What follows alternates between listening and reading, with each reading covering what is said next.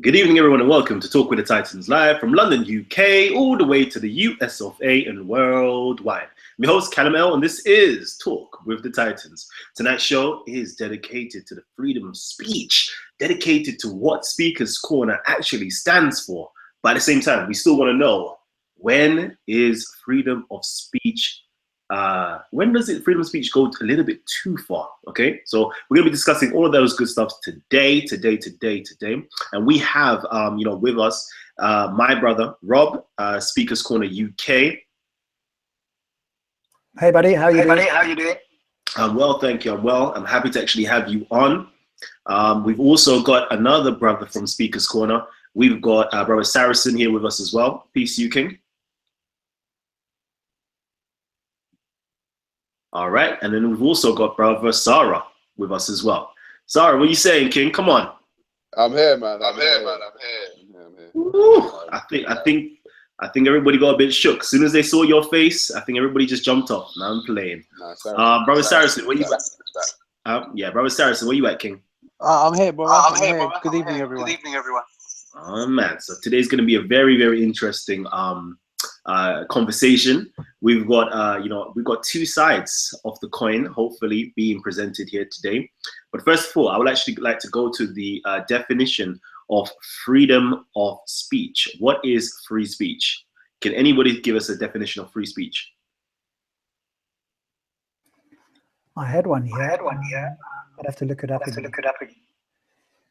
And whilst we're doing that, let me just say, shout outs to my notification gang. You guys, you've been going in. Thank you. If you haven't already hit the notification button, just hit the notification button down below. It will alert you to any time we're going live.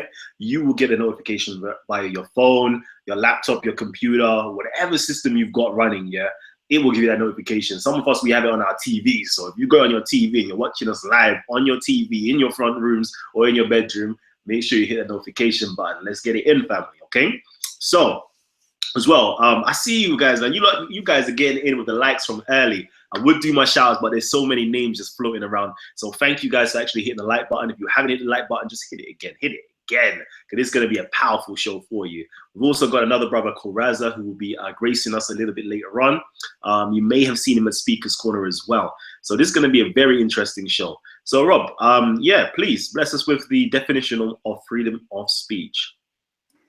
So here it says the power or right to express one's opinion without censorship, restraint, or legal penalty. Sorry, once more. I know my microphone might have just been interrupting, so once. Yep, the power or right to express one's opinions without censorship, restraint, or legal penalty. So what do you say? Should this freedom of speech be limited? And if it is limited, does it now not become freedom of speech? So obviously from my point of view, I'm pretty much a freedom of speech absolutist, in the sense that I believe in virtually completely free speech. You can say whatever. You can be a racist, a Nazi, a anti-Semite, a Holocaust denier, flat earther, you name it, whatever you want to say, particularly when we're talking about Speaker's Corner per se, because I would like to focus on Speaker's Corner if we can, because you can always drift off to organizations, institutions, the government, other places. And I think we're talking specifically around Speaker's Corner. So really you should be able to say virtually anything. The only thing that I might have a restriction on would be direct incitement to violence. So somebody comes along to Speaker's Corner and says, putting a bounty on Rob's head, 500 quid for the first man that punches Rob in the face, or something like that. And that happens, that sort of thing I think would be, but even there would be a bar that one would need to cross. If one just said, you know what, I hate the Queen, I wish somebody would kill her, that's not going over that. So that would be my only restriction. Anything else goes. You can say virtually anything you want. That's my position. All right, excellent. So Saracen, let me know what your thoughts on that is. My thoughts are basically, I'm not a free speech absolutist. I think that it should be limited, and I believe that because of the current circumstances that we're in, I'm going to be talking about the history of freedom of speech, and particularly in the Western context of Europe. And I'm going to make the case that it is now time that we review this whole notion of freedom of speech, because I believe it benefits some privileged people. And I believe that if you want to live in a society that we want harmony in, it's not a good idea to insult certain people that people revere, certain scriptures. I'm not saying that you shouldn't criticize them. Absolutely, you should criticize, but I think that one should not try to do so in a way that injures others or causes dissension or causes friction within society. I would also be talking about on a street level, the subculture that a lot of us come from, and how it's very much different to how some of the privileged establishment use freedom of speech. We know there's conventions on road that people don't cross, and I'll be discussing that today. Okay, thank you. All right, I can tell already it's going to be a very powerful show. So please make sure you get those likes in from early, family. All right, Sarah, you've heard what's been going on, so let me know.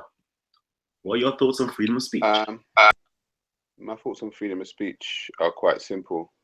If there's a law in a land that has banned certain things, like, I don't know, racism, then we can abide by the law.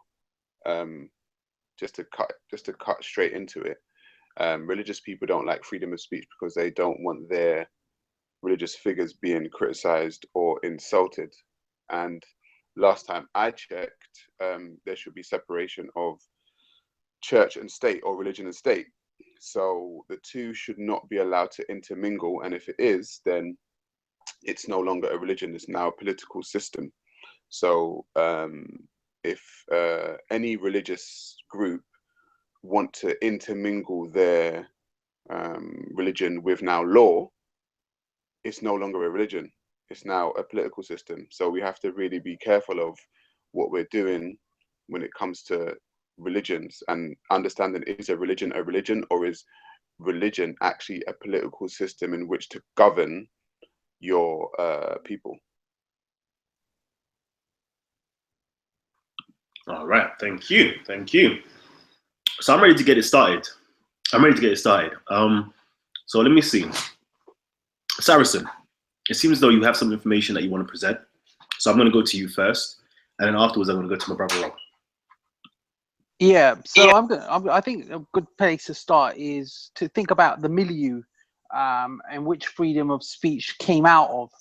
So we know freedom of speech didn't just appear. Now, in the European context, and I think we'll stick to the European context, because in America, freedom of speech and expression is a constitutional right, and it's completely different to how we have. So let's just talk about Western liberal democracy and freedom of speech within that context. Now, for years, centuries, we had suppression from the Catholic Church. I don't think this is controversial. I think certain regimes, certain governments repressed people. You know, science wasn't allowed. Peasants weren't allowed to read the Bible, for example. There were a number of things that, repressed, and society didn't advance in a certain way. I think that's uncontroversial. I think we'll all agree with that. As a result of that, you had people rising up.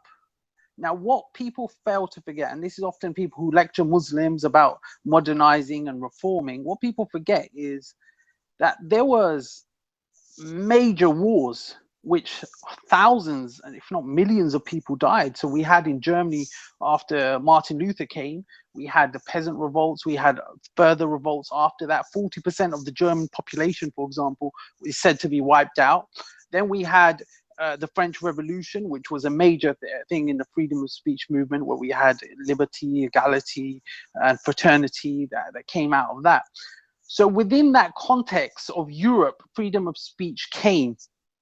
In the Muslim scenario, in the Muslim, if I can call it the East, or even I suppose we covered Spain as well, we never really had that kind of suppression. We had The Prophet ﷺ said to us, seek knowledge, even as far as China, although people say that's a weak hadith. There's other people who say it's a strong hadith. There's also, but what is, no one disagrees amongst Muslims, is knowledge is the lost pillar of the Muslim. Wherever he finds it, he is entitled to it. So we had this spirit of knowledge, and very early on within the Islamic scenario, we have the House of Wisdom. We had Muslims, Christians, atheists discussing ideas. People, our ulama, Imam Abu Hanifa, Imam Malik, Imam Shafi, Imam Ahmed bin Hanbal, rahimahullah, may Allah bless them all, they challenged the establishment, they challenged the leaders. We've always had that kind of resentment. So the milieu in which freedom of speech came out is very, very different. So when people say it's a fundamental principle of our society, I think we got to be clear. Now, moving forward, in the 1960s, 50s even, you had Caribbean and you had a lot of Asian migration after, we were invited to this country. Our forefathers, our grandfathers were invited to this country to rebuild this country. We stuck together. We worked hard. We fought Nazis and people who put us down. So I'll get into that more about that street culture, but there was a certain respect that we had, in America and other places, where black people were oppressed, there was change. There was a civil rights movement. People through protest came, and through actual violence, unfortunately, happened, and laws such as Jim Crow's laws were changed. So I don't believe that, society, what we have to do what's just. If freedom of speech allows you to insult and denigrate people nowadays, and I will be talking to Rob about this, because he says that you should stop at harm. We know when cartoons of the Prophet ﷺ are drawn, or when people slander, people die. Now, I'm sure we all accept people die around the world, in Bangladesh, in Afghanistan, in America. People die. It's a fact. It's unquestionable. You can look at the statistics. And it's often the privileged people who are able to use this. Not everyone has a degree. If you come from certain areas like within the UK, you aren't privileged. You don't have that luxury of going to private school, being educated, having the best words. You don't have that privilege of getting your representation. A homeless person doesn't have that representation in the newspaper. We can't afford defamation. When there's rich people, they can pay for expensive barristers to stop defamation. We don't have that privilege. So this freedom of expression now, whilst I think, I'm not against it in totality, I'm for it. I think it does progress society. I just feel that when people can use words, and there's people who do it to injure people, and that's what I'm really, really against. So we got to be really, really clear on what we mean by freedom of speech. I think that it's time that we need to review this whole freedom of speech thing. I really do. I think if we want a harmonious society, we want a better society where people, one of the British values is respect and tolerance for others. So what kind of principle clashes with that? I'll be talking about EU law that is supposed to protect people, vulnerable people. But the fact is, Muslims, whether you like it or not, are the most disenfranchised people within Europe. Employment statistics prove this. Prison population proves this. And for you now, or certain people, to use their privilege and just, ridicule just because they can, I don't think that's a good thing. Now, I'm not saying don't criticize. Ask us questions about the Quran, ask us questions about the Hadith, the Seerah. We have no problem. All we say is for civil society, just as we have in school, where my daughter isn't allowed to insult someone else based on religion or color, we say bring those same principles to bigger society, and let's have a harmonious society, because it's not going to benefit anyone by insulting and deliberately, and this is the point, deliberately going out and injuring people's feelings. That's my opening statement. Wow. Okay. That was a lot. Seems as though my brother's done his research. So I'm gonna go straight now to Rob, and let me hear what you have to say on that. Cool, thanks, Kalam. I took a few notes as Saracen was talking there. One of the things I noted was the whole history there, I'm not sure how that relates to freedom of speech today. So talking about the Catholic Church, etc., we know going back 50 years, 100 years, or 500 years, there was limited speech. We're now at a point where in the West, we have freedom of speech. It's slowly being eroded, unfortunately, in my view. I think they should ban all hate speech laws, etc., so that none of that, because that's all nonsense in my view. So maybe Saracen can tell me why the history that it went into is of any use today. We can all agree that we didn't have freedom of speech before. We have got it now. He talked about the privileged people, and maybe he can elaborate on what privileged means, because to me, what is privilege? Is that like having an education? Is that like understanding things better than other people? I think my view is that instead of lowering our standard to the lowest common denominator, we need to raise our standard so that all boats rise together. And the way to do that is through education. But people have got to be willing and open to learn things. And I'll get into it later, but here's my opening point. Being offended or being insulted is a choice. Now, I can go into that. I can go into it slightly or a bit more deeply or whatever the case is. I studied a little bit of psychology, and I've got some qualifications on relationship training. So I know what it's like when people have these sort of things, but it's an illusion. People feel they're offended, but when you unpack the whole I'm being offended, I'm insulted, you find out that in fact it's a choice. Now, it happens very quickly, people don't realize it, but if they were educated on this, like I've had some of that, I don't claim to be a Buddha, but I do claim that if I, quote, chose to feel offended, I would recognize that it's my choice. Otherwise, I'm powerless to do anything about it. I want to very quickly go, okay, Rob, why did you do that? What could you do differently so that you don't choose to feel offended? And I think that's the educational point that I would want to put across to people, is that it's a choice. And once it's a choice, you now have a responsibility to choose to feel something different or not. But what you can't do is insist that somebody else changes their behavior or their views because you are choosing to feel offended. And so that's one of the big messages. We can get more into that. I agree with Sarah when he talked about religion becoming sort of political as well. So as soon as it gets into the political sphere and it wants to change laws and do various things, then it's gone from, quote, what people just believe to infusing into the political discourse. Saracen was talking about no suppression of free speech in Islam, and I'm obviously got a big question mark against that, and we can come back to that. I don't think Islam has always been or ever been, even from the time of Muhammad, a bastion of free speech, but we can always talk about that. But he said, I stopped at harm. I'm not sure what he meant, so maybe he can talk about what he means by harm. But the last point I'll make is on harmony. He said, no, we need to be more harmonious. So we need to, in some way, make our, let's say, Speaker's Corner or our society more like schooling or institutions. And we've got to remember that institutions, you choose to go there and they can make laws and have different rules to what we have in the streets. And I don't think that it's productive to have that. And we're seeing it actually. So the result is we're seeing this in the Western world at the moment. If you look at universities with social justice warriors, etc., they're getting offended. They have microaggressions. It will never stop. Once you do this, you're going down a slippery slope and it's never going to stop. And so I think, no, you don't. You need to teach our youngsters from an early age that freedom of speech is there. You can or you choose not to go and, quote, insult somebody. But once we understand that it's a choice, then all you're doing is saying what you're saying. And I think that would be my opening statement. Whew. Heat. That's all I'm going to say. That's heat right there. So, Sarah, I don't know if you're available right about now. Sarah, if you're available, let me know. All right, because I definitely want to have your input.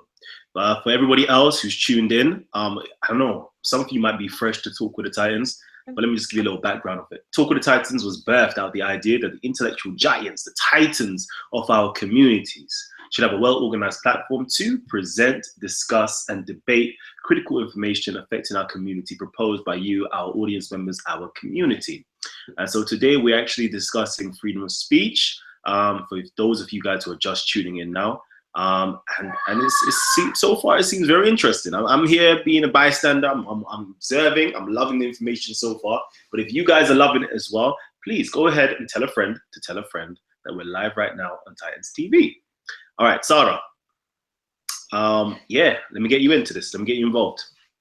Yeah. I can't really understand this whole freedom of speech thing when in the Islamic world, when what Saracen was saying, when Muhammad himself, got poets to be killed and stuff because he didn't like the stuff that they were saying. I just think it's very interesting, this whole thing about like mixing. I said before, mixing church and state doesn't make any sense. We're trying to be intellectual about this freedom of speech thing, and people are being emotional because a belief is down to emotion, right? As Rob said, it's about choosing to be offended by something. Now, if I believe in unicorns, for instance, or I believe in aliens, and I create a belief system around aliens existing, yet and still I cannot prove aliens to actually exist, and then get offended when people insult me or insult aliens, all I'm doing is, and I'm gonna kill them for it, or I'm gonna, maim them for it. Then you're making an appeal to an emotional people. It's not an intellectual appeal. So when it comes to people not wanting religious figures to be insulted or their God to be insulted, we're talking about emotions. We're not actually talking about intellect. We're talking about something that we can't prove. We're talking about something that, doesn't have any real foundation. So basically, you're talking about, you're not making any sense to actually make an argument around, oh, you are not allowed to insult a religious figure. You are not allowed to insult God. If you can't prove something, so we can prove, for instance, people, I've heard people say, oh, we love God more than our mothers or whatever, something like that, right? So your mother, you have an emotional connection to your mother, and the connection to your mother isn't just an emotional one, it's an actual physical connection. We can't prove a physical connection to God. We can't prove a physical connection to any religious figure, yet and still we get emotional, just like we would if somebody insulted the physical member, like our mother or our father. And to me, it doesn't make any sense. So I really do think we need to think about and really analyze when the religious people are asking us to actually respect or not insult their figures or their God, because we are actually dealing with a people who are dealing with emotion and not intellect. So it's either we're going to deal with this argument intellectually or we're going to deal with it emotionally. Saracen said, oh, when people draw cartoons of the prophet, people die. And he said it flippantly, as if it was okay to do, as if it's okay to kill somebody for a cartoon over a man that he has no physical connection to. Or I don't understand. I really don't understand logically or intellectually how people think that's okay to have such an emotional response to something that is just emotional. I don't understand it. May I come back on that just to clarify? Definitely. Go ahead. Okay, thank you. First, when I said that, what I meant is people die. I don't necessarily mean Western people.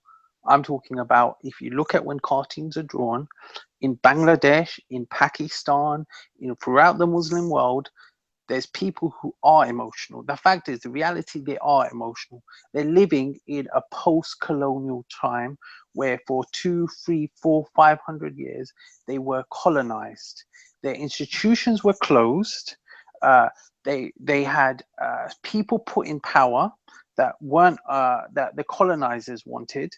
They had people. They were basically, the economy was raped, taken away. So when you've got people demonstrating now, what I mean by people die, the reality is, and perhaps Aramis doesn't understand what I'm saying, is people die in Bangladesh, Muslims die. In Iran, Muslims die. In Pakistan, Muslims die because they get angry. And no, I'm not justifying it. I'm not saying it's good, but I'm saying that's the reality. So when some, we have to call it, when some, posh white French guy decides to draw a picture of something or be deliberately insulting, and this is the thing, it's that deliberate intent to insult. Nothing's really going to happen to some of these guys. They're privileged. They can afford to live in very secure areas with private security. But it's them poor people. It's them people who really.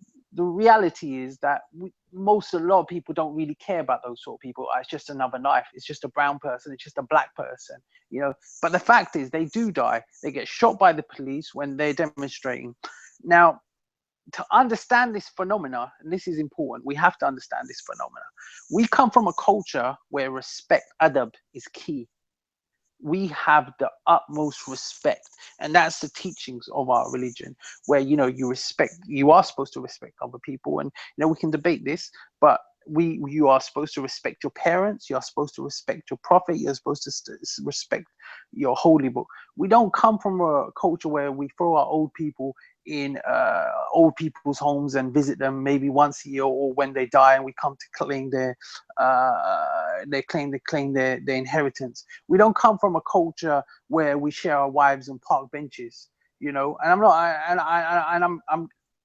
I know I'm giving this as an extreme example, but I'm saying that within the Muslim community, it's not a perfect thing, but you have to, when people talk down to you, and I don't care if it's a black person or white person, when people talk down to you and they say, oh, Muslims need to be like this, or Muslims need to be like that, but I'm sorry, I don't accept it, because a lot of people, they simply have not read history. And unfortunately, and this is Titans TV, we're being real here. A lot of the African history, we expect as Muslims from black people to support us on this. I'm going to be very clear with you. We don't expect our brothers to insult us or join in by ridiculing. We expect that solidarity. There wasn't too long ago when it said no Irish, no blacks, no dogs. Now the new form of xenophobia is Islamophobia.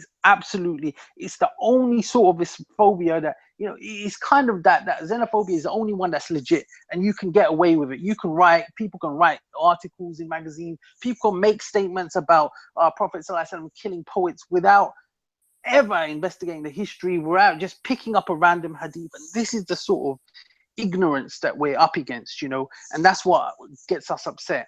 It is going to be passionate. A Prophet ﷺ is special to us, sallallahu alaihi wasallam. Allah subhanahu wa ta'ala is special to us. And when we have this patronizing tone and people telling us, oh no, you shouldn't be upset, I'm sorry, we do believe it. We do believe it. If you don't believe it, that's fine. We respect your belief. But we ask you to respect the fact that we believe something. If you want to discuss with us why we believe it, that's a separate conversation. But for you to talk down to us and speak to us in a manner and deliberately injure us, we ain't going to take that. Okay, so Saracen, I just wanted to just clarify this point with you. You was talking about adhab and having respect, and this is a common theme throughout the Islamic world, and should be throughout the African continent as well, as you were stating. I just wanted to know if somebody disrespected their parents and or their prophet or their deity, is it right for whatever institute or person to actually cause bodily harm on that person for doing that? No. I'll be absolutely clear. I don't think I can hear myself. I don't believe that people should, because I think that does more harm to the image of Islam than anything. And I'm absolutely clear that if we but the reality is that unfortunately we live where in a time like, and I've mentioned the post-colonial time, we live in places where people's education levels are down. You look at the education statistics in this country, you look at the prison population in our country right now, there are people who don't think as, I would say I'm fairly well educated, I'm fairly well schooled, I've studied history, I've studied law, a number of things. I can make that but there's other people on the road that don't think like me. So if you're asking my opinion, absolutely not. But unfortunately, the reality might be different on the street. Okay, thank you. Gabs, we've got our medicine man here, our resident medicine man. So let me get you on. Yo, what's poppin'? What's going on? Good, yeah? Peace to the panel. My brother Sarah. I've got my brother, what's the brother there? Rob. There you go. What's happening, Rob? Saracen. Peace to the chat room, everyone in the chat room. Obviously I just come in. I just caught a little bit of what Saracen was saying. Yes, peace, Sarah. What are you saying? I was going to comment on something Sarah said, and this I've heard it a few times lately, and that's this whole thing about Muslims being on the same understanding that blacks should understand what Muslims are going through because it's kind of the same. That they're trying to do this comparison as if what's going on with the Muslims in the world is the same thing as like what was happening to black Africans. And I don't know why people keep trying to like draw the similarities between the two, because it's not the same. Do you know what I mean? Like Muslims are not being put in a place where they're told to drink in a certain place, or you can't go and eat in this place, or you can't go here and do here, and been put through hard labor of work and servitude. You know what I mean? Like the real slavery that was happening to Black Africans. And also the community going through any of the hardships that Black people went through during that time. Because from what I've seen, Muslims, obviously, they just had Ramadan, which was a big thing that just happened, and which they celebrated. And obviously they have their pilgrimage where they go to, obviously, Mecca. And that's a big event. Like, people pay big dollars, you know what I mean, to go to Hajj and to Mecca to go and see the Black Stone and walk around it. And to someone that seems to be saying they're on the same level as what happened to Black people, I don't think there was no mass Black people traveling anywhere. Do you know what I mean? Paying for something where they could go back home and visit somewhere and pay and enjoy the company of their brothers and all that stuff. So this whole thing about Islam and Blacks, we should understand, because it's kind of the same thing. Nah, sorry, bro. I don't see the correlation between the two. I'm just gonna put it blunt as that. But I hear what you're saying, though. You know what I mean? I do hear what you're saying with the media and that, but I don't see the correlation between Black Africans and what they went through in slavery and Islam being the same. That's all. That's my point. That's all. Peace. All right. Thank you, Medicine Man. All right, so let's get this involved now. Let's get this involved. I actually got a few questions or topic headings lined up over here. Let me see if I can get it on up for everybody. Let's see. In what context are we speaking about freedom of speech? Individual, speakers, corner, society. Okay. Should there be limits on freedom of speech? Who decides the limits, and what criteria? What solutions should there be? Okay, so I want to go straight into this. So my brother Rob has previously stated that the only limitation on the freedom of speech should be any incitement to cause harm, bodily harm. Is that correct? Yeah, pretty much direct harm that you can see will potentially cause it immediately. So not something random, something very specific, and it's going to happen immediately. Okay. Thank you. And so I want to know from the rest of the panel, what limitations should there be on the freedom of speech? So I'm going to go over to Sarah first and then Saracen. I would have to agree with trying to harm somebody. I think the only thing we have as human rights are our rights to live and our right to survive. Everyone has that right. And no one should be, no one should be in a position to try and take that person's right away to just to exist. So if you're trying to harm that person's existence, which all of us as humans want and need, then that shouldn't be allowed. Also, sorry, going back to go forward, Saracen spoke about he said, I believe it. He said, you want to talk down to people, but we believe it. We believe it. Now, I've seen Muslims time after time tell Christians, Jesus is not the Son of God. He is just a prophet, right? However, the Christian 100% totally believes that Jesus is the Son of God and is God incarnate. Now, like I'm saying, what I'm trying to say is he now allowed to not tell the Christian under his rules and regulations that Jesus is not God or not the Son of God? But he would actually, himself, have probably seen him say it, along with many Muslims speaking corner, tell Christians, "Now you're so stupid. Jesus ain't the Son of God. He's just a prophet." So then whose freedom of speech is the one that's right now? Like who is allowed to say what about whose prophet and about whose religious figure? It just gets into a muddy water, and that's what I'm trying to say. When you try to infuse church and state or religion and state, it just gets murky because everybody's going to want different things, and that's why the separation of religion and law of the land is made. There's a reason for it. You cannot conflate the two, because you will just have nothing but muddy waters and people basically warring and trying to kill people, and a bunch of people walking around with hurt feelings Now, it's not about your feelings. Rob said already, you can choose, okay, to be offended by something. You can actually choose to be offended. People talk about my ancestors. They say, oh, you do your ancestors and all this kind of stuff. Sarah, you're an idiot because you say you. I've not chosen to be offended by it. I'm not running around trying to kill people for it, trying to take people's lives for it. I don't want to fight about it. It's your opinion. This is mine. So people need to understand that. And the world is easier when you have less emotional people and you start to deal with things that are intellectual. All right, thank you. So I'm going to push it over now to my brother Saracen. Saracen, you there? Yeah, bro. Just to answer Sarah's question directly. I can hear myself. That's better. Yeah, basically, when I say the example that he gave, perhaps he wasn't listening to what I said earlier. I have no problem with a Muslim saying to a Christian that, Jesus was a prophet.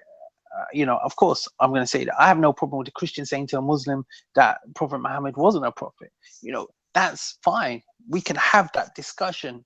That's with respect. Let's bring the intellectual proof. Let's discuss. What I do have a problem with, and I'm also against people, and Kalam, I back you on this, is I'm against people insulting people's ancestors in a crude way. I've always said that, and I'm against.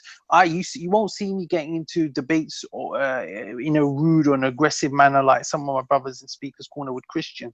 I always try to keep that respect. Rob will testify because I come on Rob's shows often.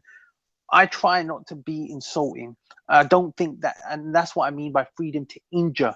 When people go out deliberately, just because they can, doesn't mean that you should.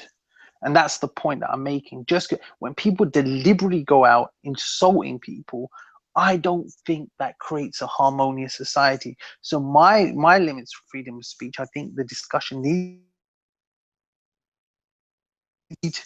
we need to discuss. We need to come to a point where we need to look at, unfortunately, people who insult the Prophet ﷺ in a way to be aggressive and cause divisions. People like Tommy Robinson, etc., and people are putting false notions out there. Debate is fine, but people are putting false notions out there. It's Islamophobic, and it needs to stop. This will stop a lot of the attacks that we see on Muslims, and that's why I disagree with Gabs, because I was in Finsbury Park after we left Speaker's Corner a few weeks ago. I went to the mosque. I left a bit early. I came home, and I came home, put the news on, and people had been run down. People who I had prayed near. Do you understand? This is real. Islamophobia is real. We're seeing Muslim women who are vulnerable being attacked. Why? Because of freedom of speech. Because people who are ignorant out there are speaking. And unfortunately, if we look at lots of white working class people who make up the majority in the UK, the working class people who have the lowest educational standards out there in terms, this is fact. And I work with them up north, bruv. I work with them up north, and I aim to raise their standards. And when they meet me as a Muslim, most of the time they think I'm Hindu or Sikh. But when I tell them I'm Muslim, they're a bit shocked.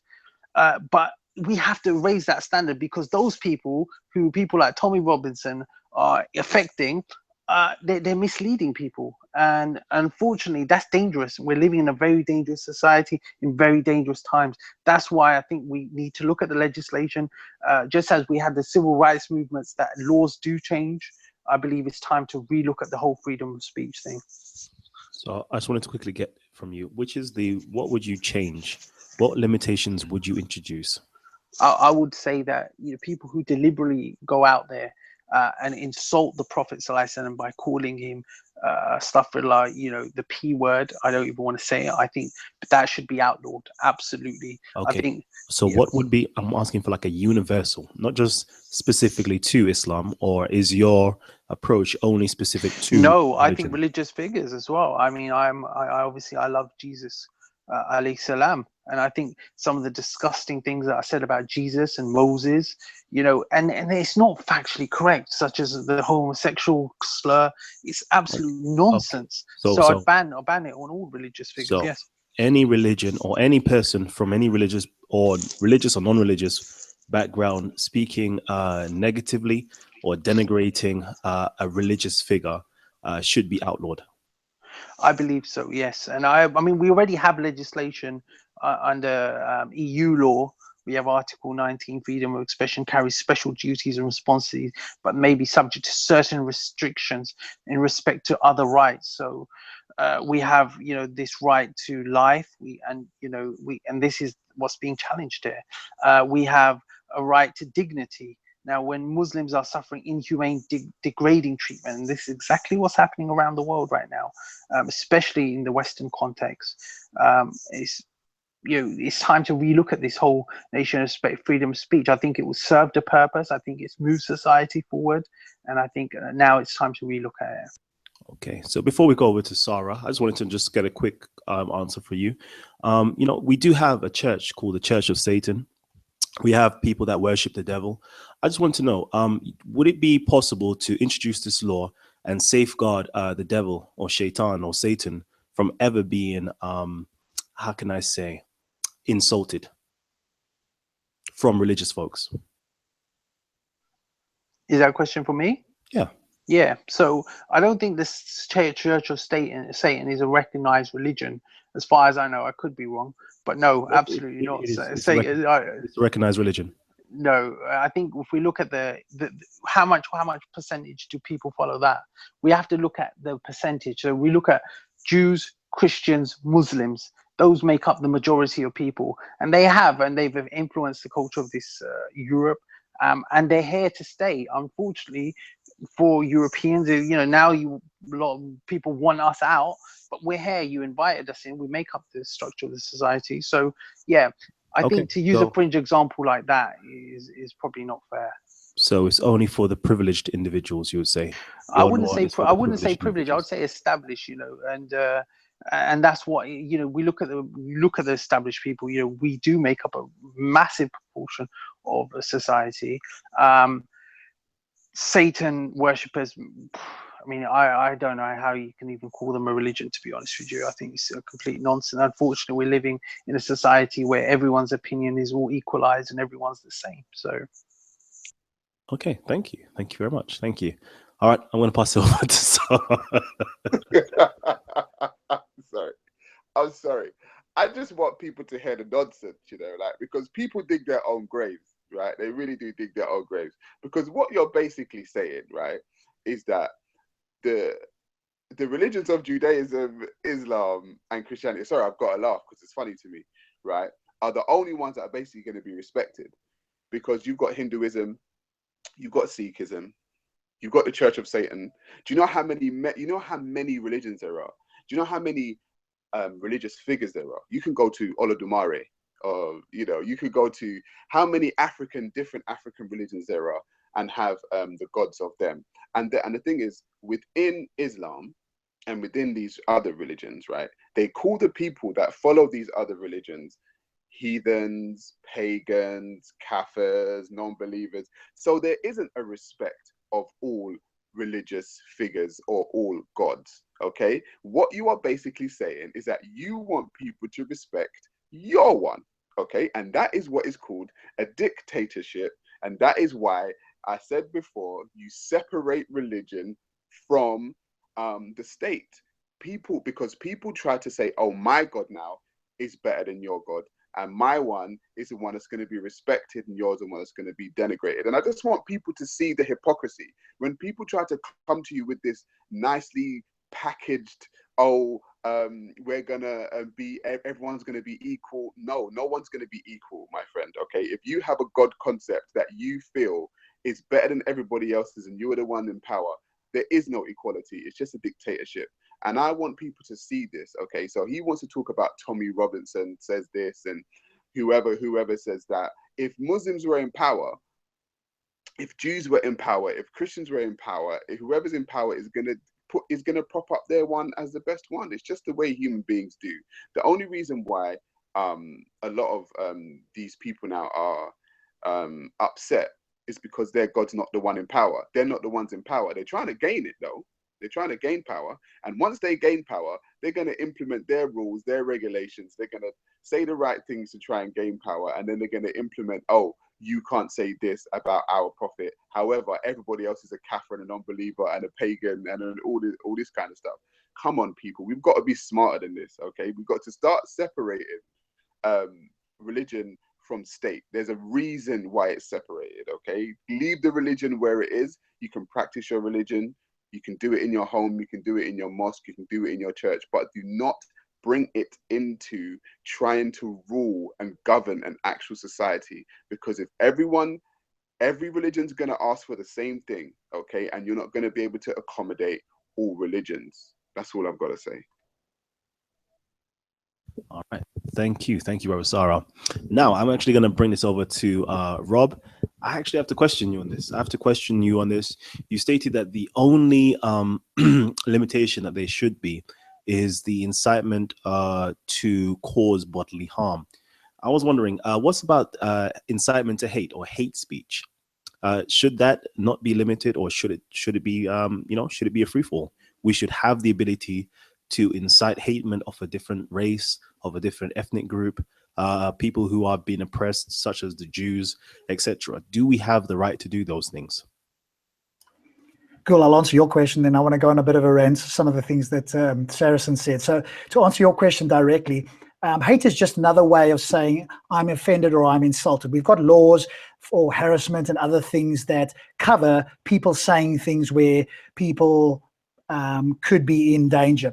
Now, if somebody's vulnerable, as in like they're mentally vulnerable, then they need to be taken care of. What we shouldn't be doing is going, okay, we need to stop saying things because certain people are vulnerable, because essentially that's what we're saying. We're going, some people's psychology is of a lower standard, if you want to use that, like children, let's say. I'm not saying that everybody's like that, but children get emotionally upset very quickly because they haven't got the cognitive abilities yet. And so hate speech is just something that some minorities have taken on because they feel like, as Saracen has said, that they are being picked on. And that's simply, it may be true that they are being picked on by some people, but that means, again, education is the key here. They need to raise their standard. If their lives are in danger, that's a different thing. If they're feeling, and Saracen mentioned it, injured, I'm afraid that's unfortunate. What they need is counseling, and I can give it. I'm opening. I may not do it for free, but I can help people with that sort of thing and help them overcome, quote, feeling injured, because it's just an illusion. It's a feeling. Once you understand it, we unpack it, we help you, we show you how to feel and think things differently, you will no longer be there. It takes practice. It doesn't happen overnight. About 21 to 30 days, in my experience of doing it regularly, will get you there.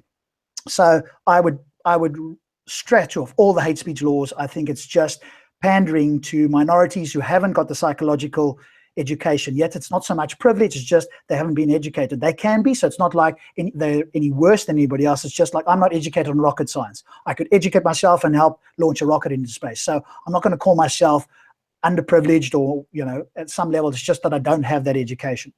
But I wanted to get onto a few of the other things that Saracen mentioned. He talked about respecting beliefs, and I'm afraid, no, we don't respect beliefs. We respect people. I respect each person as an entity in themselves, but beliefs are probably not your own. You're renting ideas in your mind anyway that you've picked up somewhere else that you've decided to take on under socialization or whatever else there is.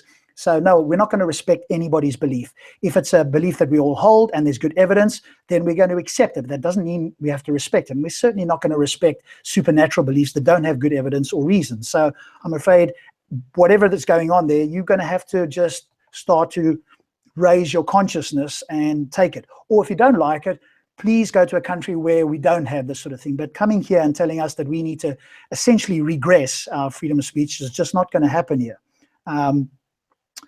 He talks about insulting, ancestors in a crude way. Sarah's already mentioned it. I think he did it off camera. He doesn't care. You can say whatever you like about his ancestors. He can walk away. He can do whatever, because he's not emotionally attached in the same way that Muslims are. So it's a social thing for them. They've grown up thinking that this character who lived 1400 years ago is somehow special. He was a guy that had some idea. He's dead for 1400 years. He's like a pharaoh, for example. Nobody gets insulted if you say something about a pharaoh. He should be in the same league as that, or Jesus. Here's the other thing. When a cartoon is written or a play is done, no other religion or people reliably riot and cause problems. If there's Christians, Mormons, or whatever the case, we do a cartoon or we have a play that mocks Jesus or Joseph Smith or whoever it is, nobody goes out there. They'll be, quite offended, but they'll just do it quietly. They might say something, a piece, that's it. How come it's always Muslims that are feeling offended when something happens? And so, again, this shows us, not all of them, but this shows us that there's some kind of sociology going on there, and education is required for Muslims in general. Again, not everybody, but Muslims in general. This whole thing of freedom to injure, again, it's just an illusion in the sense that nobody's actually feeling pain. They're choosing to feel it because of their psychological condition. And I'll keep harping on about this, and we can go into it in more detail. And I'd love for Saracen to say to us exactly what is Tommy Robinson inciting. Is he suggesting that and I don't agree with everything that Tommy Robinson says necessarily, and he can be quite brash, etc., but it's kind of like Sarah, he's doing it on a sort of a different level. What is it that you can link Tommy Robinson to that we should in fact limit some kind of speech that he's saying? And finally, on this Islamophobia thing, this is a word that was dreamt up in the Muslim Brotherhood, and now people have taken it on and given it a meaning. It doesn't mean anything. It's like it's an irrational fear of Islam. Some people are rational to fear certain people because Islam has got some things in there that are very easily taken to allow people to get offended and then for injuries to happen. I could improve the Quran immediately, and all I have to do is one verse. If Muhammad had come down from speaking to Gabriel and he said, you know what, from now on, nobody should ever feel insulted. If they do, they go away and they deal with it themselves. Already we've got a better book, and nobody would ever riot because of a cartoon. Because we don't have these things, therefore people are going out and doing these because they just don't know any better. Thank you. Whew. Fire. This show has actually been fire.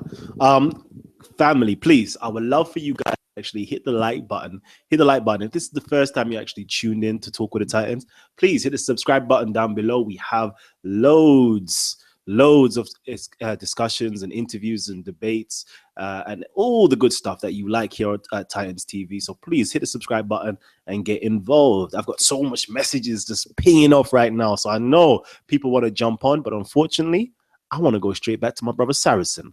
So Saracen, I don't know if you've got anything to respond to what has been said. Oh, absolutely. I've got everything. First of all, his definition of Islamophobia is absolutely incorrect. He said that it's an irrational fear. It's not. It's actually a dislike or prejudice against Islam or Muslims, especially as a political force. That's the actual definition of Islamophobia. And I know that people just think Islam and phobia and they just agree together. So I just ask him to check the facts. What I heard, unfortunately, just now was, and I have to say it, is someone who's got white privilege. The fact what he just said was, oh, Muslims need to get over it. Oh, you know what? They need to increase this educational standards. They have to do the fact of the matter is, people who live in real life, and I come from, as you guys know, I come from South Tottenham. There is structural racism that goes on. Now, there is Muslims, blacks, and people from the working class community. Unfortunately, if you speak in a certain way, you look in a certain way, you're not going to get certain jobs. Nowadays, it's proven that if you've got a Muslim name, there's employers who don't want to employ you. If you're a hijabi, there's discrimination that's proven. If you look at statistics in football, and I love football. I've been playing football since I was young. We've got some amazing Asian footballers. But how come we've only had one Premiership footballer who's Asian, Zesh Rahman? You can say Michael Chopra as well, but I'm saying generally you go up and down the country, Muslims are playing football, Pakistanis, Indians, Bangladeshis, they're amazing. Go to Tower Hamlets, they should be got in the Premiership. We've got structural racism. You can play cricket, you're good at cricket, leave it to the cricket. You look at how many black and Asian managers get to the top of director levels. It's minimal. How many judges do we have that are black or Asian? And this is, when we talk about that, Muslims make a significant minority. There's 3 million Muslims in this country, and it's growing. So for you to just, and this is what I mean by patronizing statements, for you just to say, oh no, you need to increase or like it or leave it. That's what they used to say to black people in America. We don't like it, but we're going to change it. We're gonna make our representations, and I don't believe in violence, but you look at what the Black Panther movement did in America. Unfortunately, when certain things happen, and we look at what happened in Grenfell, look at the housing. Most of the people who died in Grenfell were Muslim. Yeah, look at how that's been dealt with, because some privileged folks wanted the cladding on the buildings to look better because it was in South Kensington. This is what I mean by, you know, when people talk down to us, that the colonial language is still there. It's just dressed up, you know. And this is what I say about Islamophobia. It's there. The colonial language is there. And, you know, this is why I said I do hope Black people do support us, because I grew up, like I said, in South Tottenham.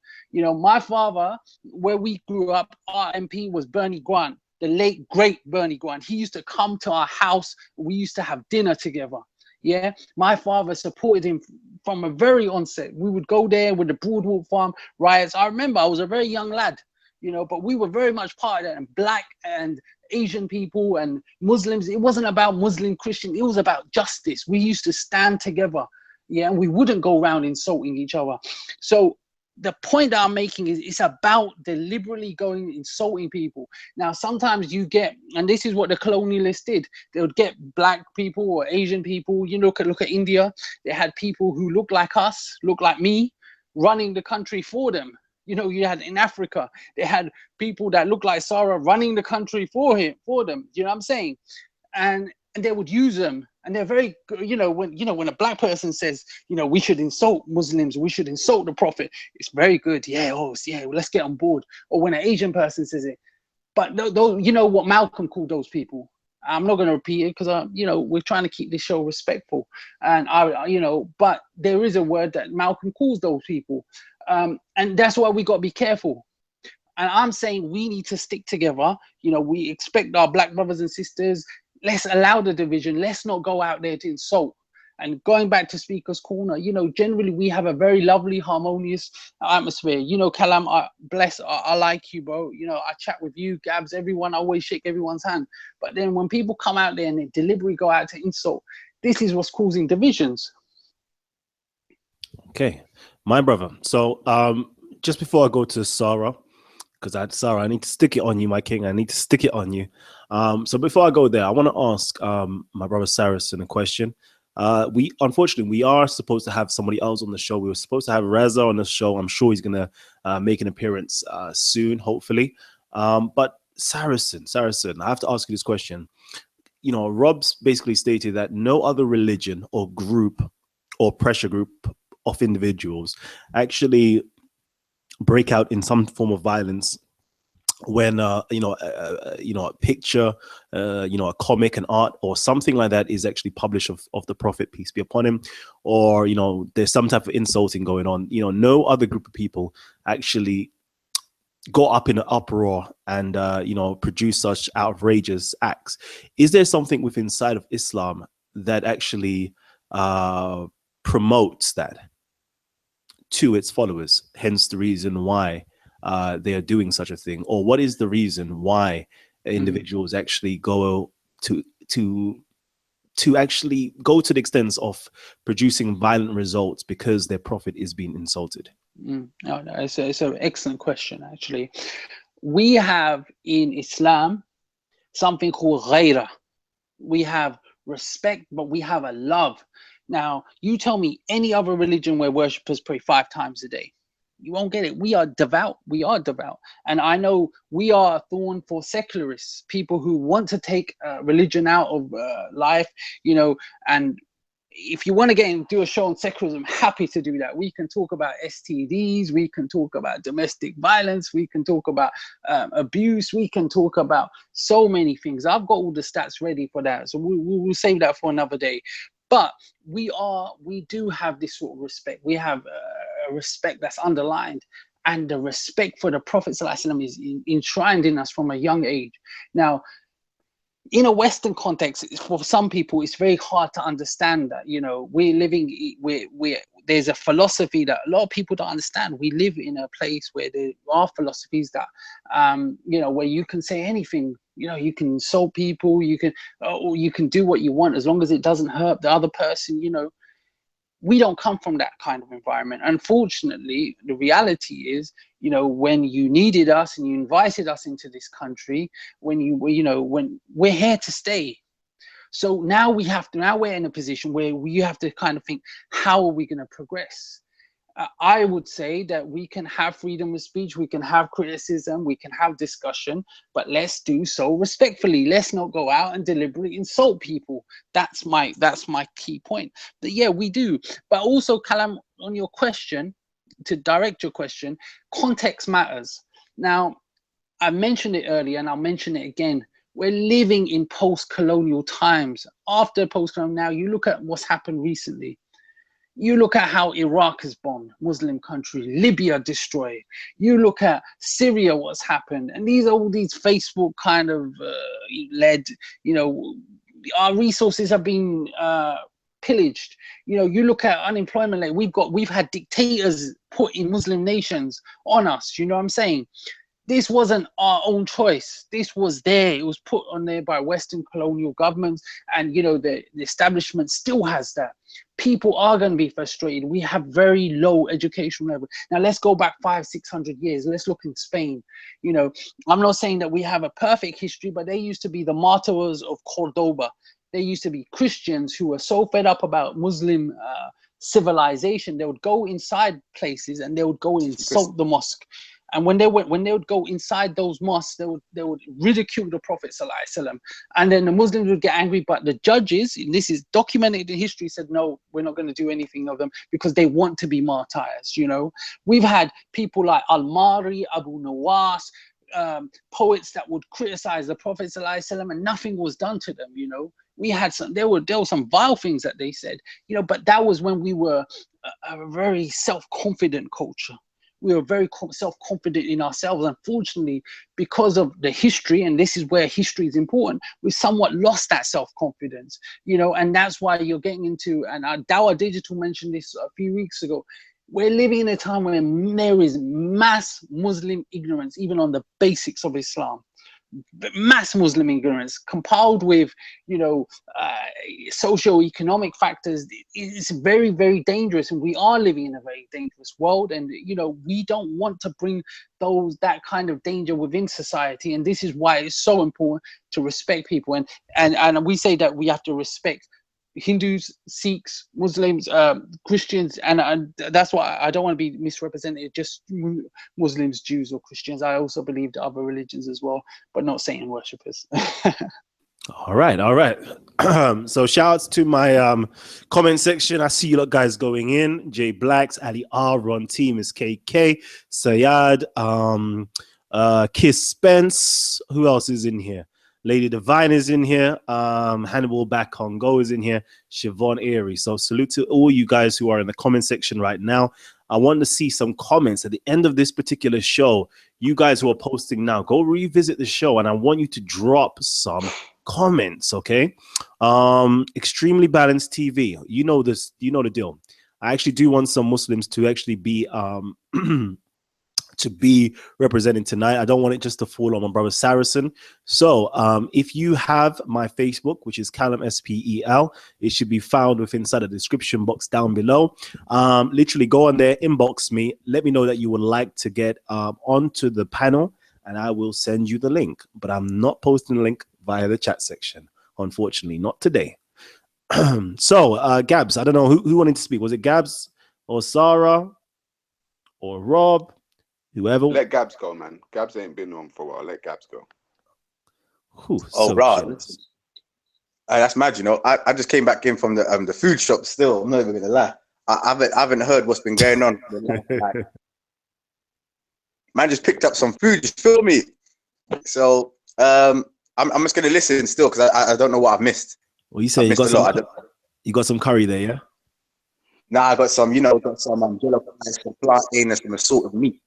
Okay. Opposite yours, yeah? Trust me, big mamas. I love that. Sorry about that, family. Sorry about that. Sarah, go ahead, King. No, I just think, just going back, I mean, Saracen went on a very long rant there, and I think he was all over the place. Bring it back, if I'm totally honest. He was talking about blacks being in solidarity with Asians and Muslims, and I mean, any black person will tell you, okay, we know on a general status, Muslims don't like black people. We know that.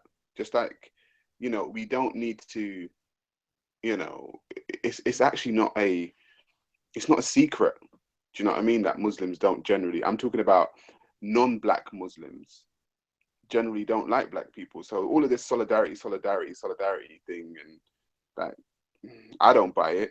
You know, I mean, I know a lot of Muslims use young black boys who maybe recent converts to go and do their dirty work for them. I know that much.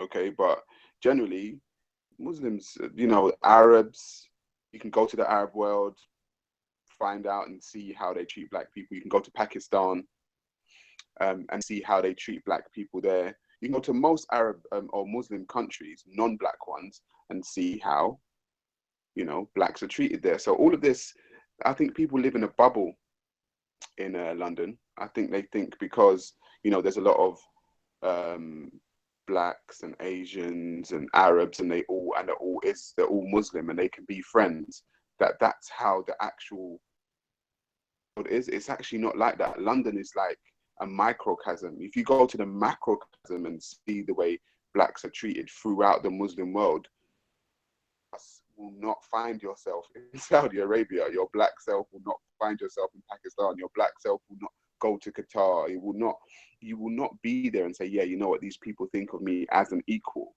Okay, so, you know, white supremacy exists within Islam. White supremacy exists within the whole world. So, you know, I don't want black people to get bamboozled by some, oh, we're all Muslim, that means we're all brothers. No, because even when you are Muslim and a black one, you still occupy the bottom of the social economic ladder within the Muslim world. So it's not about, I think in general, need to kind of get the game. There's a game being played on you, and the game is, we like you as long as you hold your subservient position in this system. We love you as a brother. However, you're at the bottom, and you better know you're at the bottom, okay? And we can talk all this aki talk, you're my brother talk, assalamu alaikum talk. However, when you look at the social economic standing of the Muslim world, it's the black Muslim that's at the bottom of the social economic ladder. So to me, you know, I don't care if you're Muslim and you're black. If you're a black Muslim, you better get yourself up that ladder. If you're a black Christian, you better get yourself up that ladder. That's all I really care about. So I don't know. I think we need to bring it back to the freedom of speech, because I feel like I'm ranting out off the back of the Saracen rant. Let's kind of keep it, you know, on point, really. All right, so let's get back on point. I don't think we have diverged too far, but I'm gonna have to stick it on you, Sarah. So, you know, earlier on you stated that, you know, me too. Earlier on, you guys were stating, you know, it's okay to insult other people. It's not a problem, and so forth and so forth. But I want to know, okay, Sarah, if I insulted, far be it from me from doing it, but if I insulted your mother, if I insulted your sister, would it be arm's house between me and you? And if it would be arm's house between me and you, why is there a sudden bafflement or bewilderment when someone insults a Muslim's prophet who they love more than their mothers? That's my question to you. Can you hear me? Yeah. To me, this is quite a simple answer. You have a physical attachment to your mother, just like I do.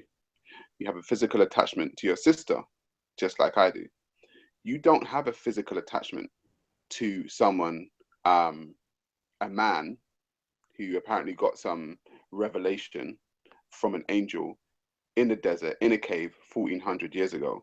If you choose to attach yourself to that man, that is your actual psychological choice. Okay. So for instance, I grew up with my mom. She fed me. She clothed me. Okay. She loved me. She fed me. She breastfed me. She showed me love from the cradle, and and if I was to be on my deathbed, she'd still be showing me love. I have an attachment to that woman. Okay. These Muslims do not They say they have an attachment, a psychological one, to this prophet. However, none of them have met him. They don't know him. All that they know is something that they've read about him. Yet they've attached all of their emotion, psychologically and mentally, to this man that they just know, they just read about. Now listen, I love Marcus Garvey, right? And I read Marcus Garvey's philosophy and opinions all the time. I think he was a great man. But if somebody insulted Marcus Garvey, I'm not going to blow up their place of work. I'm not going to go in there and start shooting people up. Book, see it there? The UNIA. I'm not going to just go crazy over that because I don't have a physical attachment to Marcus Garvey. My psychological attachment to Marcus Garvey, I understand people can think of him as people might say he's a racist. People might say he's a supremacist. People might say he's a dictator. People have all kinds of opinions about him. But I know that I love him. But I don't love him to the point where I'm going to kill him and say, oh, I'll kill you over him, and say, oh, I love him more than my mum. No, it doesn't make any logical sense to me. So like Rob said, we're dealing with a people, okay, who are psychologically and emotionally, I would say, impaired and emotionally impaired. They have got their priorities arse backwards. For me, in my opinion, their priorities are arse backwards. How are you going to love some man 1400 years ago that you've never met, you've only read a book about, more than your mother who gave birth to you and clothed you? To me, that makes absolutely no sense. Okay, and what I've noticed a lot with a lot of Muslims is that you speak about their prophet and they go crazy, but you speak about Allah and they don't go as crazy. And I'm like, hang on a minute, is Muhammad more important than Allah all of a sudden? I don't understand. Like, Allah is apparently the creator. They don't go as crazy when you speak about Allah, but they go really bat crazy when you talk about Muhammad. And I'm like, well, who's more important? I don't understand this. I mean, I'm not gonna lie. I feel like I've explained myself as to why I would be emotionally more emotional if you were to insult my mother than if you were to insult, a religious figure. It doesn't make any sense to me. And again, we're dealing with beliefs over knowing. I know my mother. You believe Muhammad was a prophet. There's a difference. We're dealing with a bunch of emotional people who are not engaging their logical, critical, analytical thinking brains. Point of clarification, Kalam. Can I just get clarification? Let me in. Saracen, give me a second. I need to get Ahmed in a minute. Hold tight, Ahmed. Oh gosh, I thought you was gonna just do something real nasty. Then I thought you was gonna say, "Ooh, you're dealing with the people that are sick and they need the medicine." Medicine Man, yo, I'm doing a plug for Medicine Man hats. Trust me. Medicine Man hats 2017 is coming out soon, so that's why I'm saying it. Don't feel offended. I'm just trying to plug, my brother. I'm trying to plug. All right. Let's get it nice and light. Let's bring the levity back in there. I'm actually introducing a lot of Muslim brothers onto the panel because I definitely do want them to be represented wholeheartedly. Before I know I got a few of you guys, from either atheist or Kemetic side or whatever else you are that wants to come in, but I don't want to bring you guys in yet because I don't want to tip the balance over one side. So Ahmed is definitely a fresh, fresh eyes and ears and mouth to this particular conversation. And if you haven't already checked out his content over everything interview after this, please go there and check it out. All right, Ahmed, what are you saying, King? Talk to me. What's going on, bro? Hello to everyone in the panel and everyone watching. Let me just get straight to the point, bro, because I can't even keep back. My friend Sarah, they're making a lot of claims, a lot of assertions. And this has always been my problem with Sarah, to be honest with you. Not problem with him per se, but his views, his ideas. He seems to think that he can just throw statements and they won't be challenged. Number one, I'm really sick and tired of hearing a lot of black people trying to basically take advantage of black people's plight, basically by trying to constantly go on about racism and on and trying to insist that, look, everyone is against you, listen to me, just so they can gain some sort of following. Secondly, he makes statements such as the Muslim world and black people are at the bottom of the ladder, as if Islam is some sort of a GDP system, and I need him to clarify that for me. And thirdly, he also said the Muslim world, and I'd also like an explanation as to what on earth that is. And the fourth thing that I'll say is when he spoke about the Prophet, as to why we get annoyed and whatnot, and why it means more to us than our mother. Basically, I'll keep it factual with you. Our mothers are circumstantial. They had us, and we happen to have them as our mother. It's all based on circumstances. Neither of us had a choice in the matter. You understand what I'm saying to you? Does not mean that we don't love our mothers. However, those are just facts. The difference with Muhammad, peace and blessings be upon him, it's the message. The message is something that we stand for as Muslims.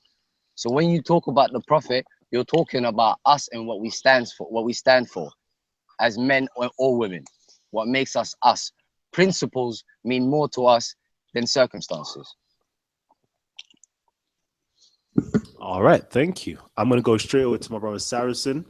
I know you want to get those type of questions there answered, but I'm not trying to focus on a back and forth with you and Sarah right now. So Saracen, I know you've, I can hear that heavy breathing down the phone. So please go ahead, King. Sorry, bro. I didn't realize my mic was unmuted. I was eating some chicken. Just to go back to what Sarah said. Now, the ulama have traditionally said that when we say we love the Prophet ﷺ, it's not in the same respect as our children or our parents and stuff like that. That's the classical Muslim opinion. It's a different type of love. But we also believe this world is not the only world. We also believe we have an eternity, which is the next world. And through the Prophet ﷺ, through his message, what Ahmed rightly just said, is how we get there. And that is Islam. It's an invitation to the truth. That's what we believe. Now, obviously, we can discuss that and we can have that discussion. I'm glad it's been respectful today, by the way. I think we're having a very fruitful, respectful discussion that's moving forward. The other thing is, Sarah talks about meeting his ancestors and the Kemet kind of thing, and I watched your video about ancestors. That's spirituality. There are people who it's in our history that have met the Prophet sallallahu alaihi wasallam. So when you say that, oh, you can't meet your Prophet, he's dead, this, that, the other, that's not our belief. That's not our belief. We don't, there are certain people who you might come across that believe that. There's others like myself who don't believe that. And when you meet the Prophet sallallahu alaihi wasallam, Now, of course, that's a metaphysical thing that I can't prove, but that's an experience. And just like, Sarah meets the thing, he can't prove, he doesn't need to prove it, nor do I. But just to say you can't meet the Prophet, that's different, That's another discussion for another day. I just wanted to clarify those 2 points, and I'm going to get back to my chicken. Okay, thank you. I'd also like to invite Brother Hassan, Reminder TV into the mix. And, guys, remember this conversation today is about freedom of speech. When does freedom of speech go too far?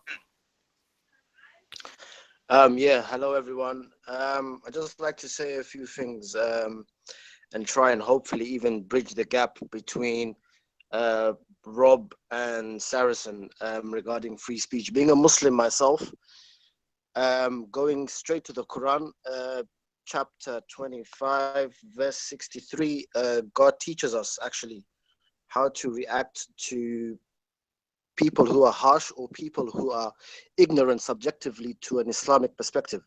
So in that verse, God says that, if people who are ignorant speak to you in a harsh manner, you say peace. So it teaches us actually to be people of discussion and tolerance, that subjectively, if I think someone is being ignorant towards me, there's nothing more I can say to that. There's nothing more I can add to an insult. There's nothing more I can bring to the table to someone who's insulting me subjectively if I feel insulted. But to bridge the gap to Rob as well is also to say, look, you can't dictate or tell someone that you should be respected, right? So the solution is coming from, not even the Prophet himself, coming directly from God, that if someone was to insult you, if you feel insulted, then the reaction is not violence. The reaction is not, to counter or insult, even to deepen the wound, but to say peace. And just to say that verse again, it's chapter 45, if I'm not mistaken. It's so it's chapter 25, verse 63. And I think in another verse as well, it tells us, to turn away from the ignorant. So if someone, for example, so it's subjective, whatever we feel is ignorant. If someone insults our mother, if someone insults our reaction should be the moral higher ground, and not to be, violent, or, so this is directly from the Quran. It teaches us, if someone is verbally abusive, verbally ignorant towards you, you should say peace. Yeah, and we that's the first thing we say when we come on Titans TV. So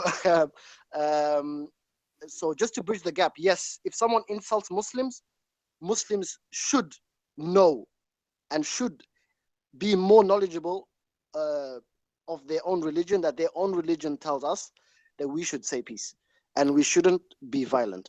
And on the other hand, to bridge the gap from Saracen's perspective is, we can't have a fruitful discussion if all we're going to be getting is insults. And I think that's where I bridge the gap, and that's all I wanted to say. Okay, so according to that particular verse, you're basically saying it.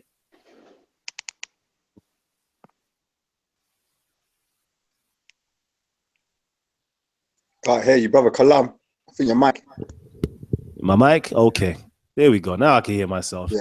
All right. So, from what my brother's just presented, it seems as though the Quran was, advocating or in support of the right for another person to speak harshly or brashly, or even to some extent insult someone. And you yourself, as Rob says, should be able to control yourself and be at peace with inside of yourself.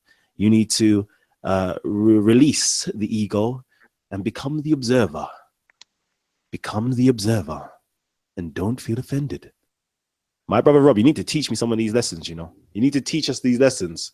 This is what I'm going to do. I'm going to pay for a session with you, and I'm going to stream it live on Titans TV, so over 2,000, 4,000 people could benefit from the same time. So let's get back into this. You know what? Comment section. I see you guys. Don't get it twisted. I see you guys. You guys are going ham in the comment section. You want me to ask, my brother Saracen certain questions. You lot are just going in, man. You lot are just relentless. I could just see. I wish I was in the chat section right now, because I want to feel the emotions that everybody's feeling. Everybody's just heated right now. They're screaming. They're swearing. They're throwing the remotes at the TV screens. It is peak right about now. So, family, okay. Yeah. So real quickly, Rob, if you could take over, please take over. Sweet. Thanks, buddy. So let's go back to freedom of speech. I want to address some of the things. I think, Saracen, you went a little bit off point when you start talking about white privilege and all this sort of thing. And I do want to address one thing. You want black people to be in unity with you. And I think you made a critical mistake when you talked about America.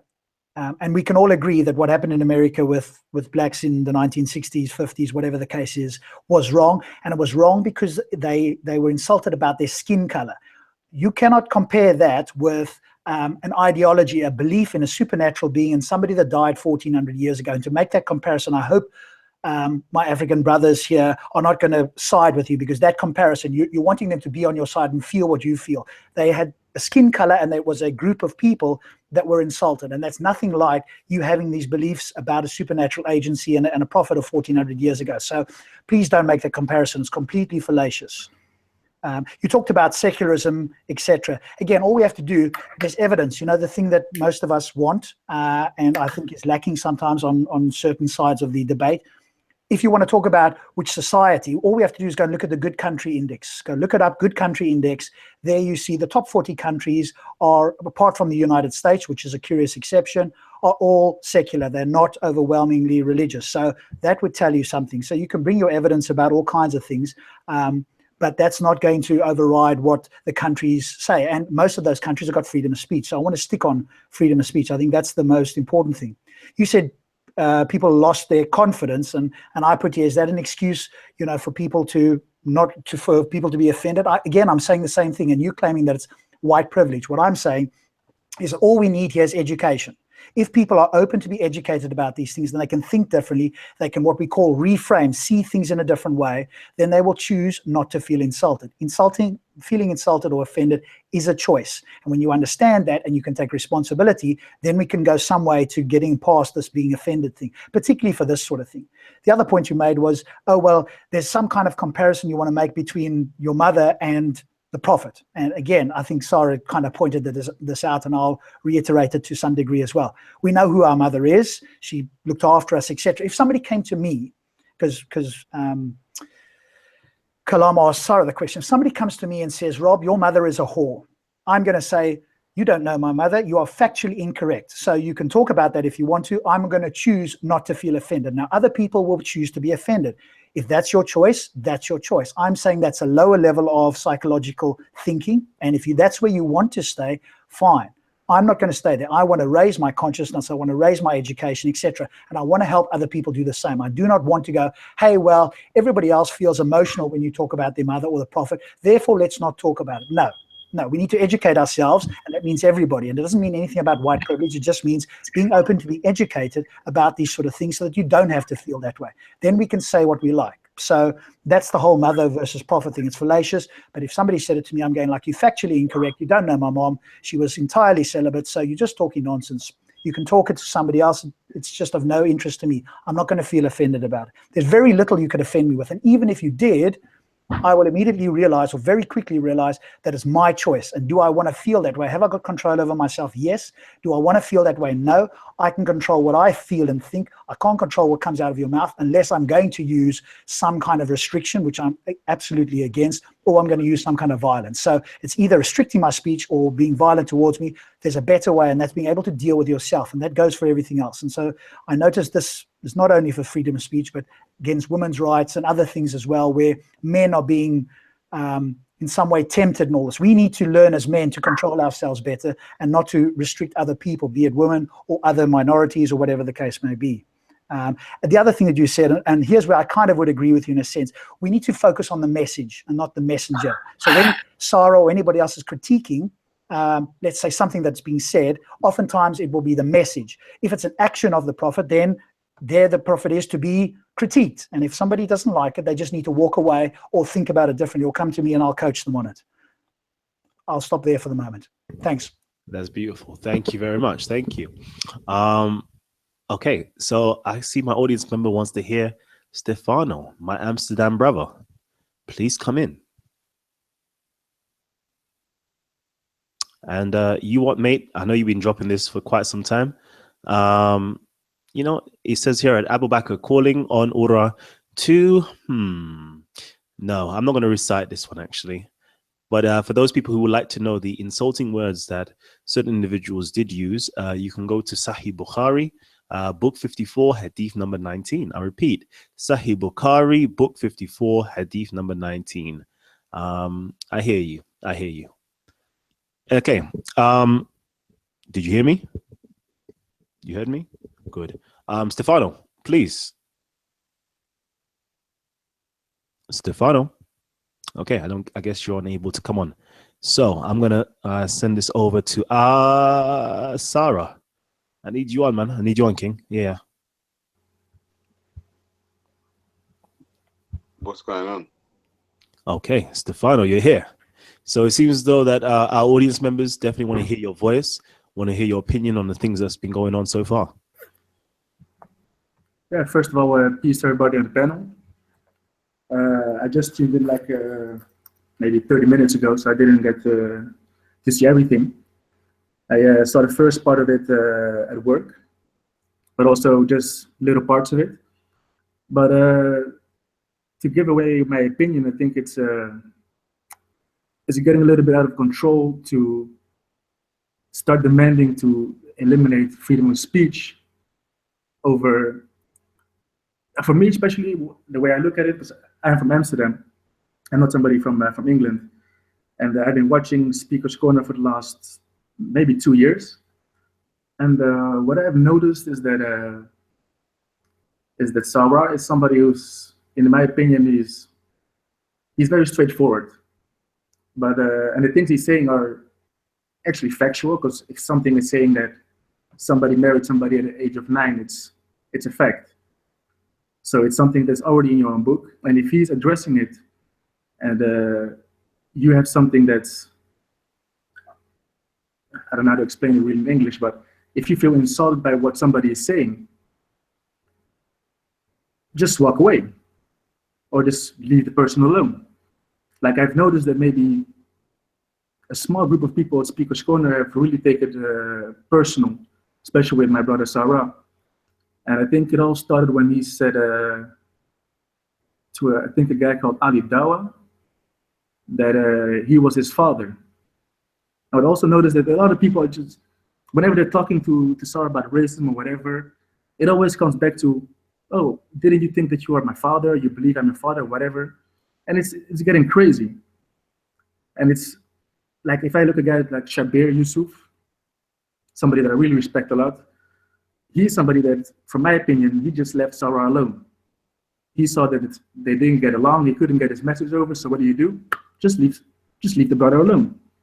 But there are still some people that keep coming every week to this one person, asking him questions, knowing already what his opinion is, and then just get angry when he says it again. And I'd be like, man, what do you want from him? If you don't like his opinion, just leave the brother alone. And to get to a point of saying that we need to eliminate freedom of speech is just, for me, just ridiculous. And that's all I got to say about it. Okay, thank you.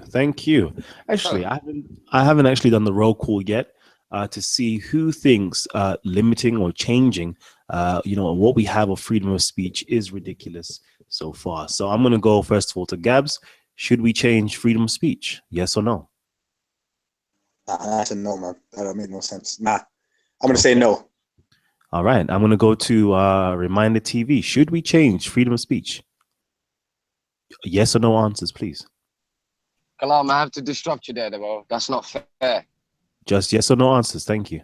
Change freedom of speech.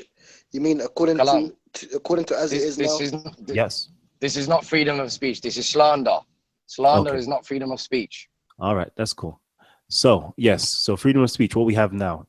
Should it be changed? Yes or no? Yes. Okay. And I'll go to Ahmed. Freedom of speech. Should it be changed? Yes or no? No, we want it just the way it is now. And slander is, you can take people to court for slander. So at this particular discussion, this is slander we're discussing, not freedom of speech. No problem. Sarah, should we change freedom of speech? Hell no. Saracen, should we change freedom of speech? Yes, if we want a more harmonious society and we want a better society for our children in the future, yes. Okay. Rob, should we change freedom of speech? Well, no, other than to say we should make it more freedom. We don't have enough. Let's get rid of these hate laws, etc. So yes and no. No, not in the sense of like, I want more freedom of speech, not less. Excellent. So far, it seems as though my Muslim brothers, want freedom of speech to be changed, whereas the remainders don't. Comment section. I want to know. Not all of us, Kalam. I know, not all of us. I definitely, you definitely distinguished between, slander and freedom of speech. No problem. So I want to know from my comment section. Let me know. Should we change freedom of speech? Should we start limiting, and post? You've muted yourself. Sorry, my mic is off again. Okay. It's back. All right. So can do yeah. Okay. So I'm seeing it already. Freedom of speech. Everybody wants freedom of speech. They don't want no censorship. I see that. Okay, family. So this is gonna be interesting. It's gonna be very interesting because I want to know, Sorry, What is? Go ahead. Sorry, go. No, could I just address that slander thing? Or no? Yeah. No? Give me 1 second. Give me 1 second, and I'll get you in there. So I want to know afterwards. Okay, after this, you know what exactly is the cons of having freedom of speech as we have it right now? From my two Muslim brothers that said no. What is the negative effects that has been taking place or will be taking place because we have such openness of freedom of speech? So that's my question I'm going to ask afterwards. But Sarah, go ahead, King. Go ahead. Yeah, Ahmed spoke about slander and not freedom of speech, and I've just got a very simple analogy. Saracen earlier on said, "Oh, people call Prophet Muhammad the P word. The P word was a paedophile word, or paedophilia, what he didn't want to say, or child molestation, however you want to word it, because it's a bit of a grey area. Myself and Rob spoke about this earlier, child molestation, paedophilia. If I walk into a store and I take some goods from that store, I don't pay for them, and I walk out the door, people would say, that guy is a thief, because of the actions that I took, okay? If I now get offended by people calling me a thief, people would look at me as crazy. They'd say, what do you mean? You went into the store, you took stuff out, you didn't pay for it, and you walked out. Those are the actions of a thief. When I look at the actions of what these people call the Prophet Muhammad, those are the actions of a pedophile or a child molester. Now, you can be this isn't slander. We're going by your actions, okay? If you have sex with an underage girl, right, with a 9-year-old girl who has no idea what sex is, okay, and you are bringing her into your world, she's not bringing you into hers, okay? You have to understand, as an adult and a 9-year-old, this guy was 50, she was 9. A 9-year-old doesn't have any mental, psychological understanding of what sex is, okay? A 50-year-old does, okay? So when a 50-year-old brings a 9-year-old into his world on their quote-unquote wedding night, the thoughts that are going through a 50-year-old man's head and the thoughts that are going through the average 9-year-old girl's head are not the same thoughts, okay? So this man is molesting this child. This child is not even in a psychological position to actually consent as an adult to sex. They're not psychologically ready to consent. Bro, he's to sex, talking okay? nonsense. So hang on. You gotta let me come back on this then. No, Saracen, you're after me. You're after me. This is what I'm saying. This is exactly my point. This is exactly my point. They're talking about slander. I'm talking about the actions of a person who not only had sex with her at 9, but married her at 3. So had at least 3 years in which to, what they would call in modern day times, groom. Six.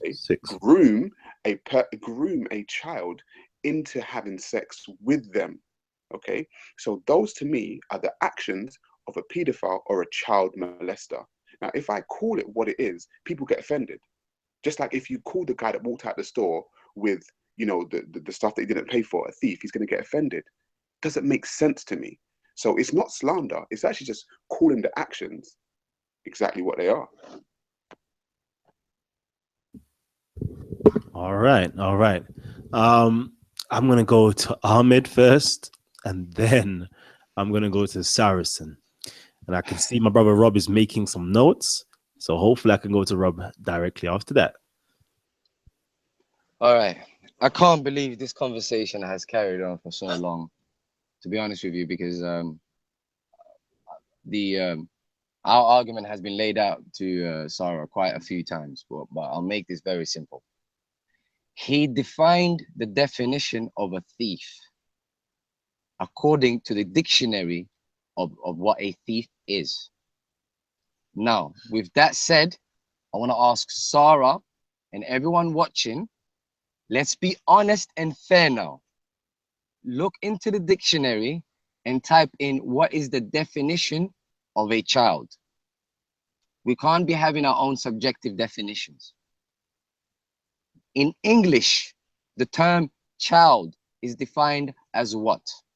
I'll ask Sarah and then I'll continue my discussion. Answer it, Sarah. I will answer for you. I'm reading the definition right here. A person between birth and full growth, a boy or girl, a son or daughter, a baby or infant. 4, a human fetus. 5, a childish person. 6, a descendant. 7, any person or thing regarded as the product or result of particular agencies. 8, a person regarded as conditioned or marked by a given circumstance. And yeah, that's about it. So is that it, Kalam, or did you choose a particular one there? No, because I know that if you write the definition of a child on Google, there's one particular word you're missing there, and I can bring it out. Is that the definition of a child you're sticking with, Kalam? I'm gonna Google just for you. I'm gonna Google child. Google it, please. Yeah, definition right of a child. now, and it says here a young human being below the age of puberty, or below age, or below the legal age of majority. All right. A son or daughter of any age, an immature or irresponsible person. Okay. The first thing is said there, yeah. The first thing is said there was a child is someone below puberty. Correct? Correct. Right. Now, with that said, and the second thing is said there is or the legal age of the majority or something like that. Is that what it said? Am I correct, Kalam? Correct. You're correct. All right. That basically means the first one is defined naturally and the second one is defined by the public.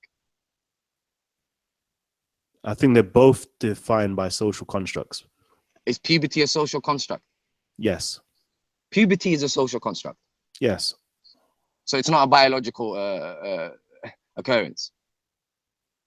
No. Wow. All right. Well, kindly explain how you come to that. I come to that conclusion based upon the fact that we, as human beings, have socially constructed the term puberty as to when puberty has started and when it shall end. We have constructed the term puberty rather than, I don't know, it falling out of the air and we knowing what puberty is. I'm not talking about the term puberty. I'm talking about the biological occurrence calling that's defined as puberty. So tell me, when is puberty exactly? It varies. Just explain to me. It varies. People everyone has different reaches their puberty at different ages. All right, so let me read something for you here so you can understand what I'm saying. Puberty is the time in life when a boy or girl becomes sexually mature. It is a process that usually happens between the age of 10 and 14 for girls and 12 and 16 for boys. It causes physical changes and affects boys and girls differently. In girls, the first sign of puberty is usually breast development, and it continues to go on. So I guess you're going to now state to me that, Aisha was going through puberty. No, I'm not even going to say that. I'm going to say since he is the one that called Aisha a child, he needs to prove that she has not gone through puberty. Because according to the definition of a child, that is someone below the age of puberty. So unless he's making up his own definitions of words, we'll have to go by what the definitions of the word is. I'll answer. So a 9-year-old starts menstruation. That means a 9-year-old can give birth physically. Well, she can't give birth physically, but she's ready to start. A 9-year-old is not ready to be a mother. Just like a 12-year-old is not ready to be a father.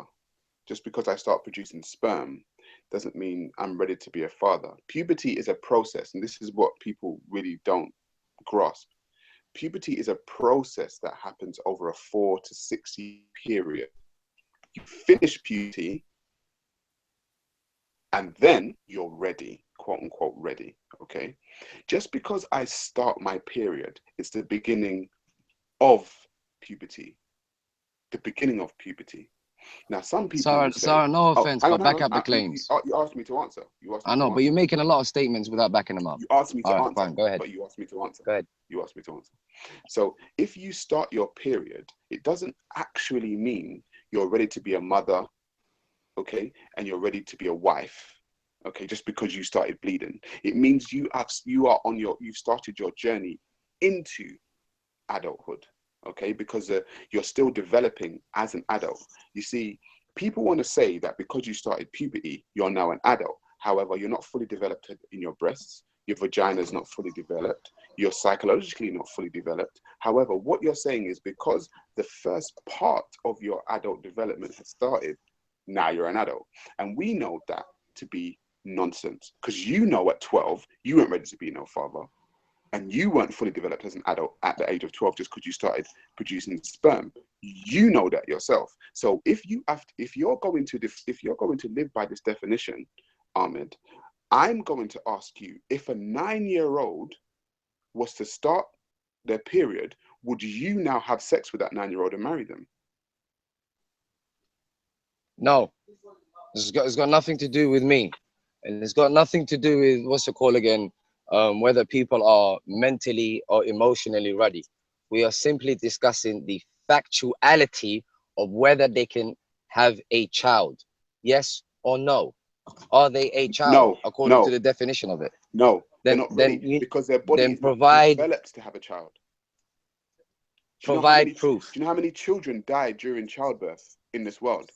Because when you say children, are you talking about children that have not reached their puberty? Women who have not fully developed, have not fully finished puberty, are the most, statistically, the most that are going to die in childbirth. I have no problem with most, but you said it as an absolute fact. My friend, what you are now doing, and you already know it, right, is that you're now acting as if Aisha was some superhuman 9-year-old now. She's a superhuman 9-year-old. She's not the average 9-year-old. She's a superhuman 9-year-old, okay? So even though she started her period, just like she may have started it like an average 9-year-old starts it, now because your prophet decided to choose her, she's some kind of different 9-year-old now. She's a 9-year-old, bro, okay? Now, I'm asking what man, because we're talking about pedophilia now, okay? We're talking about child molestation. What man sees a 9-year-old, according to your hadith, playing with dolls? Okay, that's what he said. She still had her dolls. Now, we know children play with dolls. Now, if this girl weren't a child, she'd be like, I'm not a child. We don't know whether that hadith is correct. You can't be using a hadith that's not factual. You know that if you're a child, you don't play with dolls no more, right? Because you know, as no adult plays with dolls. No, but we're discussing hypotheticals. No, hang on. You're discussing hypothetical. Hang on. We're talking about the mental maturity, because you're saying, oh, she's an adult now because she bled, but she's still playing with dolls, bro. So we can. How do you know she played with dolls? Is the point I'm saying. How do you know she plays with dolls? You don't know whether that hadith is. Yeah, but all our hadiths are not authentic. Your hadith is sahih, my friend. Tell you, it does not matter. Not all of them are correct. Not all of them are authentic. You're not a scholar. I'm not speaking to you. You're not a scholar. Okay? So there's a scholar that there's a scholar that told you that for definite that hadith is correct. If your hadith has been classified as sahih, do you know how it's? Do you know what it's gone through to be classified as sahih? Classified as sahih, but fallible human beings does not mean that they are 100% correct. I'm not asking you that. So see, now you're saying you're going to pick and choose which ones make sense to you and feel good to you. I'm telling you, the Muslim world. What I'm saying is there's a process that we go through to. There's a process that we go through to authenticate these hadiths, which Ahmed, you do not know. What sahih is. Ask him what sahih exactly. is. Exactly. Authenticated. No, yeah. What authentic? What authentic? What? Come on, big scholar. Tell us. Hadith, an authentic. No. What does it mean? Does it mean the chain? Does it mean does it mean the matan? Does it actually mean the actual text? Does it mean the chain? Does it mean the people who? What does sahih mean? Come on, you're quoting it. No, we're quoting exactly. it. You quoted it. So go on. You quoted it. I'm keeping quiet. You go on, sorry. Over to you. Listen, this is your lot's deflection, though. I'm not going to deal with deflection, bro. Until you produce. All right, I tell you what. Any chance of going back to freedom of speech here? Yeah, let's get back to freedom of speech. But what I'm trying to say is, you people are now, even though it's Sahi, and no adult don't play with dolls, because you're going to say, oh, she's an adult now, but she's playing with dolls. So we already know she's a child mentally. So this guy is having sex with a 9-year-old who's had a period, but mentally she's a child. Kalam, can I come in now, please? Why do you keep saying that when we told you that it's not authentic? Listen, why do you keep saying that when we told you it's not? A child molestation? All right, 1 second. Classify this as 1 second. First of all, it's gonna get real interesting. I don't even know what the time is, but it's gonna get real interesting. Brother Sarah, I first of all, we don't know whether this young lady actually had her first mens. We're just simply assuming she did. I think it's down to the Muslim world to actually prove that this young lady actually had her menses. That's number one. Number two, I guess that the Muslim world is now claiming that the Sahih collection of Bukhari is not actually authentic for this particular narration here. So I think this is a separate conversation that could possibly take place on a different day. And I think it should take place because we'll gauge a lot and learn a lot from this particular conversation. I don't know if both Brother Ahmed or Saracen is actually qualified enough to have this discussion, whether a particular hadith is authentic or not. But we'll see. We'll see on another day. We'll see if anybody could actually provide any evidence whether Aisha would actually had her menses, whether she actually was going through puberty, and whether it is also lawful or legal for somebody to have sex with a 9-year-old female within inside of the Islamic world. This is going to be very interesting. So maybe this discussion could take place on another day. But Rob, I would like you to come in, the voice of reason and the voice of logic right about now. Kalam, you did say I was going to come in next, I know I did say that, but unfortunately I'm going to pass it on to Rob because I know we are drifting way off topic. So Rob, go ahead, King. I'll keep it short and then Saracen can come in there. I do want at some point Ahmed to talk about what he means by slander because he threw that word out and we have no meaning about it. I'll just give an analogy and then I'll let Saracen carry on. I think of it like this in terms of freedom of speech, because Saracen mentioned it a little while back and it kind of got lost. Imagine you come to my house as a guest and you come into my house and I welcome you and I say, come in. You come in, let's have a chat. You come in, you shit all over my furniture, you throw my stuff around. And then when I say, hang on a moment, I'm not having this, you go, no, respect me, I'm your guest. No, I'm not going to respect you. If you come into my house in my rules, and I would say that for Western countries, then you got to respect us. And if there's a conflict, you need to bend to our will. We're not going to bend to yours, if I can put it bluntly. So I'll leave it at that. But again, my point here is that we need to have some education. We need to raise our standards. And the word slander for me is just another, fictitious word like Islamophobia. We don't need that. Thank you. All right, Saracen, go ahead. Yeah, I was just going to say, in regards to what Rob just said, first of all, we were invited in, Muslims, blacks, Christians from Jamaica, from Africa, from Pakistan, Bangladesh. We were invited to rebuild this country. Now, Europe has always had a history of change, especially Britain has always had a history of change. You look at the history of different people coming to colonize, changing, the traditions always change. And now we're living in a time where we are going through change. That's just the fact now. Some people don't like it, that there's a lot of brown and black faces, especially in London, but that's just the reality. That's what's happening. And we're not going anywhere. We have to now, we're living in times where laws do change in accordance to that. Now, to address what Sarah said, I'm really glad you corrected him, Kalam, because it wasn't free, because he exaggerates things. She was, the hadith says 6. And if you want, I am writing a paper on this, and I will be dressing Gary on this, hopefully this weekend at the park. So I'll be going through the evidences, but people who don't want to know. Now, if we are going to stick to freedom of speech, I think we have to make it fair for all. Now, we know that Sarah went into the industry where he got paid £50,000 and he kissed, by his own remarks. This is his own words. This is not slander. This is true. Okay, so I can already tell we're going somewhere south already. So let me actually say this from now. I'm actually looking to close down this portion of the show, and we can have a further discussion off air. Kalam, that's not fair. You have to let me finish what I'm saying. My brother, trust me, because I was holding. Let me just put it like this, yeah. He slandered Kalam. He slandered the Prophet ﷺ. You know, you kept quiet. You never said nothing. You, my brother. I'm saying he's got issues and he has to prove his blackness because he's kissed so many mans. Okay, so again, like we're going somewhere that is so it's so low in consciousness, you know, and I know in the comment section they're going to be getting at me. They're really going to be getting at me because they were trying their very best to get me to ask you a particular question to put you on the spot. And, ask me. No, it's okay. And I made sure that I never actually asked certain questions because I don't want that vibration or that low level consciousness to be displayed on the show tonight. And I guess that we're actually going there. So I'm going to remove that type of conversation fully, and let's get it back onto topic. Okay, we're doing freedom of speech, and right about now, since we're trying to close it down, I'm going to ask you guys the question: what can we do? Okay, what can we do to safeguard and protect freedom of speech? What is the solutions that we can bring and offer towards Speaker's Corner in respect of freedom of speech? So if anybody has any let me talk. Where's the freedom of speech here, Kalam, bro? It's a discussion of freedom of speech. So you have someone that's going to slander the Prophet, you don't say anything.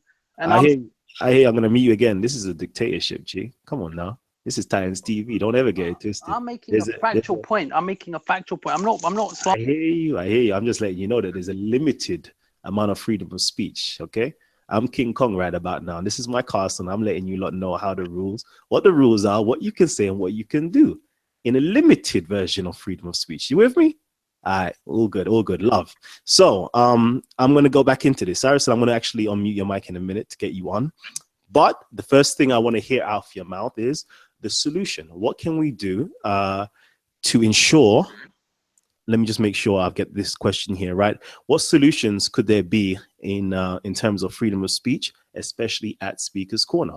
So I'm giving you the opportunity right now to open up your mic and actually discuss that. I think, bro, this is a microcosm of what's happening in reality. Now, people go and say anything they want about Muslims, make false things, accuse our Prophet ﷺ in the most degrading manner, and society keeps quiet and saying, oh, we're the rules. We keep the rules here, bro. I'm King Kong here, and that's what's happening in society. Anyone is allowed, and I think this is actually a really good example. He just said whatever he said, and then when we're coming to challenge him, our freedom of speech is curtailed, when we're saying that what he said by his own mouth. Now we can go into the hadith, which the Prophet ﷺ never said, and it was done by Hisham bin Urwa, who Imam Malik, one of our greatest scholars, said was senile and stuff. And we can give you 10, 15 other proofs where she was older. And we can also talk about Kemet and about how girls got married young at Kemet, and that makes him a hypocrite. Because if you want to talk about ancient in Africa and you want to talk about Kemet, what age they got, his ancestors as well, that he reveres, and that's all cool. But he's revering pedophile ancestors. That's my freedom of speech. If you want to go there, we can go to that gutter game. But I think moving forward, we've got to be real. We have to have respect. I can come in there. I've got a lot. I can say a lot of stuff. Right? And I know it will just cause a lot of disharmony, hatred. It will cause anger in people's hearts. So that's why I tend to keep quiet. Yeah. But when people go off on one, and when people go and disrespect my Prophet ﷺ, I won't take that. I don't care if you're black, white, Chinese, whoever. You're gonna get it. Gary, hopefully we're gonna have a civilized conversation. Like I said, I never meant to call Gary a pedophile, because we're going to answer that question because that was asked, and I make that absolutely clear. You've got little bitches out there that twist things, and then everyone follows them because he happens to be black. Okay, again, we actually have rules here on Talk with the Titans. For you guys who don't know about Talk with the Titans, we have three rules. Rule number 1 is to keep your mics muted at all times. Rule number 2 is to respect our Titan cipher. And rule number 3, is no profanity and no ad hominem attacks. Okay. Next, let me give a shout outs to my brother Bruce, who's donated. who's donated £10. So thank you, brother Bruce, for actually supporting Titans TV. For you guys who don't know, let me just quickly do this real quickly, because the love is definitely a nice thing. So if you got any questions right now or comments, actually post them up real quickly so I can give you some shout outs. So if you don't know, you lot can literally donate. Hit this donate button down here. It's called the super chat. Send a super chat. Type in any figure you would like to donate. I don't even know what I've done wrong here. But anyways, you can literally hit the super chat button and it will tell you where to go, what to do, and so forth. And you can donate money to the cause for us to have these excellent shows and to keep the lights on over here at Titans TV. So thank you, family, for actually donating. Is definitely welcomed and is definitely appreciated. Okay, let me get back into the mix. Right now. So I'm asking for solutions, okay? I'm asking for solutions. Gabs, I see you. I'm going to go to Gabs. I think, was it Ahmed or Sarah or Reminder TV? Which one? Just on mute. Reminder. And then I'm going to go to Ahmed afterwards. All right. Ooh, the comment section is going crazy still. So, Gabs, go ahead. Unmute your mic, King. Yeah, what's happening, man? Jeez, boy, I've been sitting there listening to this for for a while, man. It's been mad. But yeah, on the solution things, the bit that I'm a bit confused of and I don't understand what's going on because the Muslim brother Reminder clearly just read from the Quran where are saying what you should do if someone's insulting you and basically saying negative things about the Prophet and what you should do. Yeah, which is basically say peace and walk away.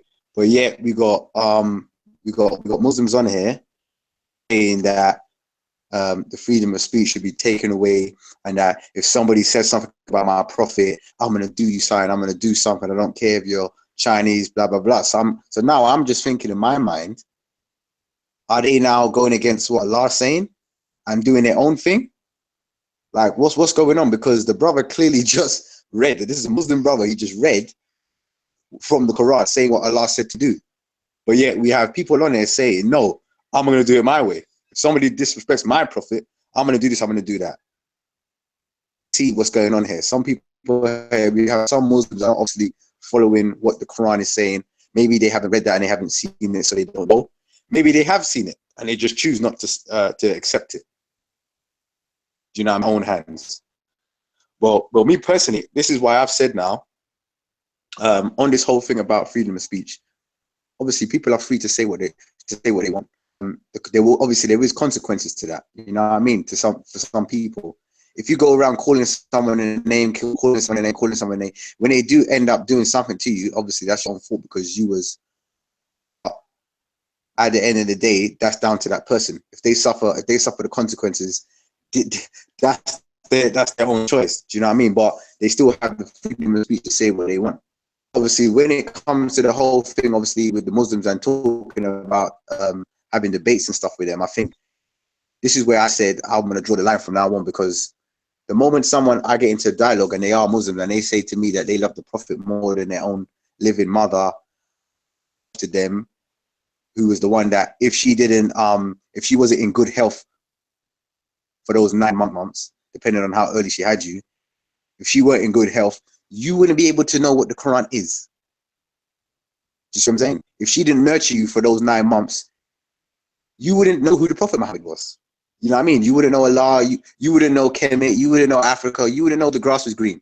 So if someone now is now going to say to me that they're going to help,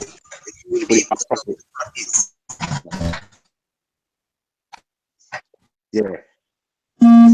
So now they're going to do something and they're going to if someone's having a discussion about their Prophet and they're going to feel in a certain way, then I'll just say, do you know what? I'm going to do what Allah said and I'm going to be like, peace. I mean, I'm going to someone else and have a decent discussion with them. That's all I got to say. All right, thank you. Reminder TV, go ahead, King. Yeah, I think just quickly a solution for what can be done. I mean, I already said what I had to say.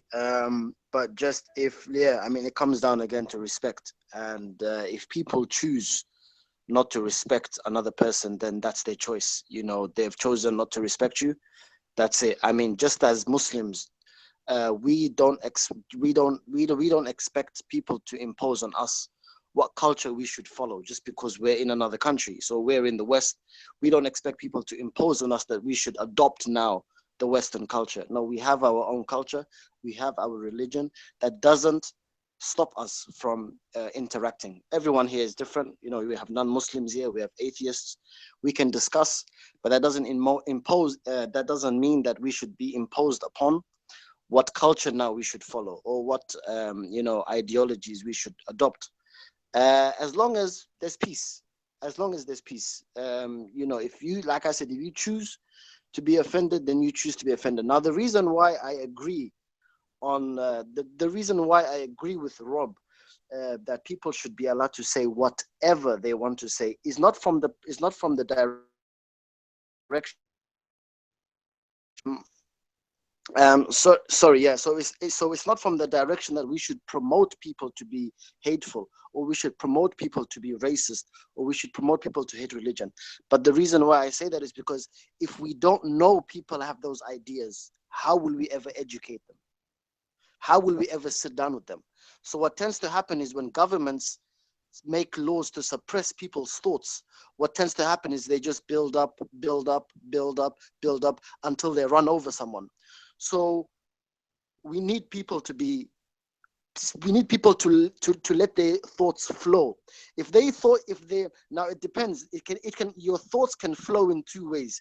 You can either make your thoughts flow in a gentle way, or you can make your thoughts flow in a harsh way.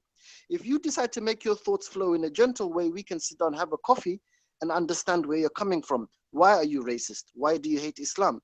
But if you're just going to get on a microphone or on a stool and shout, and I can't hear what you're saying, that's another way you're making your thoughts flow.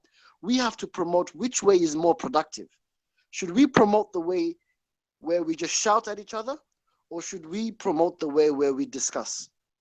I promote the way where we should sit down, have a coffee, and discuss. Why do you hate what you hate? Why do you like what you like? That's progression. I don't have to accept your culture. You don't have to accept my culture.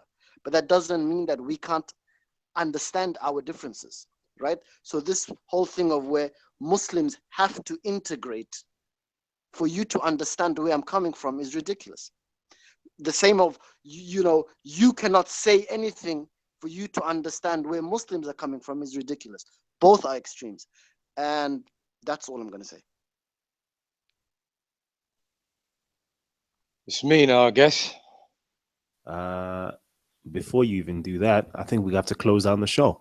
We've actually hit the 2-hour mark. So you know what? I'm going to leave it on that particular note right there. So, you know what? We've been discussing freedom of speech. Should there be such a thing as a thought police? Should our speech be curtailed? Should we not have the ability to insult other people's religions, other people's heroes, and other people's prophets? You let us know. So, you know what? That's what we've been discussing today. Should there be limits to the freedom of speech? What is freedom of speech, and so forth? So I'm going to thank all my guests on the panel today. I'm definitely going to thank Rob for holding me down, Sarah, Saracen, Brother Ahmed, Gabs, and the remainder. So thank you guys for actually coming on. This has been Talk with the Titans, and you've been watching Titans TV. Kalam signing out. Peace, love.